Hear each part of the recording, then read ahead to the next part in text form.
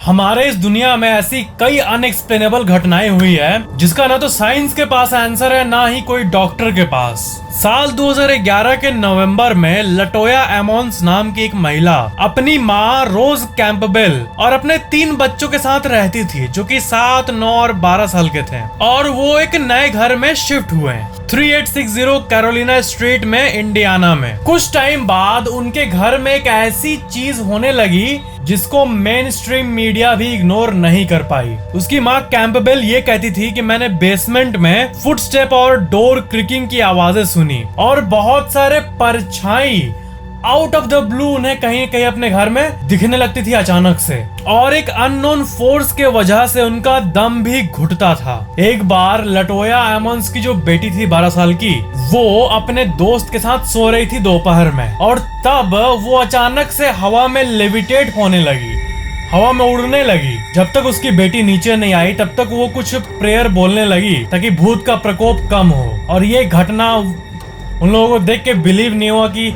इस वर्ल्ड में क्या क्या हो सकता है। मेरी बेटी बेड से कुछ इंच ऊपर हवा में लटक रही है। इस घटना के बाद उसकी बेटी को कुछ याद भी नहीं था और कोई आइडिया नहीं था कि उसके साथ हुआ क्या है। और उसका 9 साल का जो बेटा था उसको अचानक से वो रूम में खड़ा था और उसको कोई ढकेल दिया और इसके चलते उसको गहरी चोट भी लगी। और एक बार लटोया एमोन्स का सबसे छोटा बेटा जो कि 7 साल का था, उसके साथ कुछ ऐसा हुआ कि सुनकर आपका होश उड़ जाएगा। एक बार उसकी माँ देखी कि उसका जो आंख है ये वो पूरा उल्टा रोल हो गया, मतलब पीछे का व्हाइट पार्ट सामने आ गया और आगे का जो ये काला प्यूपिल है वो पूरा राउंड पीछे की तरफ चल गया।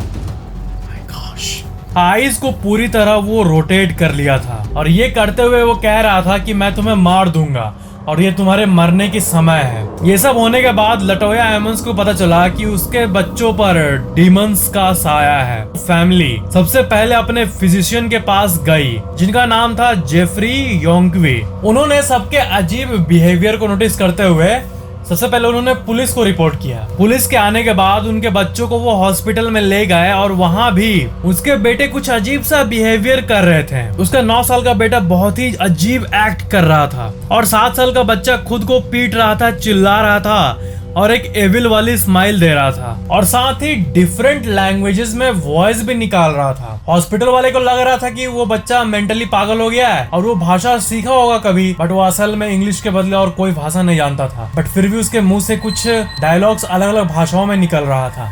बट बाद में कुछ ऐसा हुआ, एक नर्स ने ये देखा कि उसका जो बेटा है वो वॉल पे चल रहा है, वॉल पे हाथ और पैर की मदद से ऊपर चढ़ रहा है।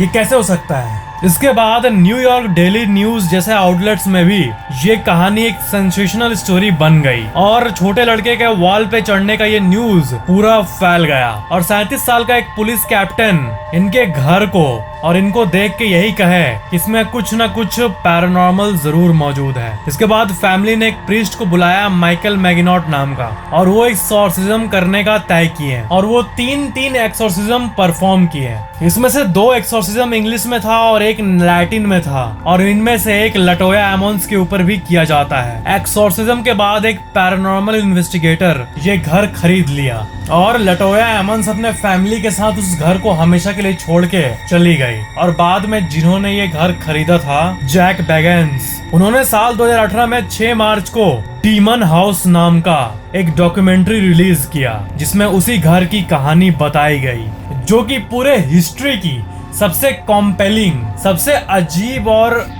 मिस्टीरियस पैरानॉर्मल केसेस में से एक था। वीडियो को लाइक शेयर कमेंट जरूर करना और चैनल को सब्सक्राइब करके बेल आइकन जरूर ऑन कर लेना।